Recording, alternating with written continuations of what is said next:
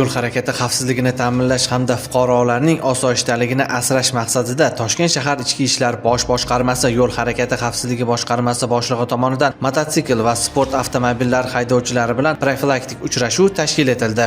Uchrashuv davomida so'nggi vaqtlarda fuqarolar tomonidan mototransport vositalari va ayrim sport avtomobillarining ortiqcha shovqin chiqarishi yuzasidan kelib tushayotgan murojaatlari muhokama qilindi. Shuningdek, yo'l harakati qoidalariga qat'iy rioya qilish, transport vositalaridan foydalanishda boshqa yo'l harakati ishtirokchilarining huquq va manfaatlarini hurmat qilish hamda jamoat osoyishtaligini buzuvchi holatlarga yo'l qo'ymaslik yuzasidan tushuntirish ishlari olib borildi. Hammamiz oilamiz bor. Hammamiz ota-onamiz, farzandimiz bor. Kecha soat 2-3 da bilmayman, Qodiriy ko'chadan shunaqa o'tib ketadi. Toshkent shaharda hech kim gaydan qocholmaydi. Butun ichki ishlardan qocholmaysiz. Qars ikki qo'ldan chiqadi.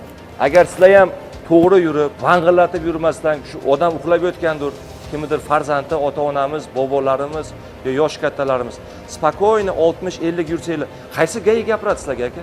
Yo'l harakati xavfsizligi boshqarmasi boshlig'i haydovchilarni belgilangan qoidalarga doim amal qilishga, yo'llarda mas'uliyat va madaniyat bilan harakatlanishga hamda transport vositasini belgilangan texnik talablar asosida ekspluatatsiya qilishga chaqirdi.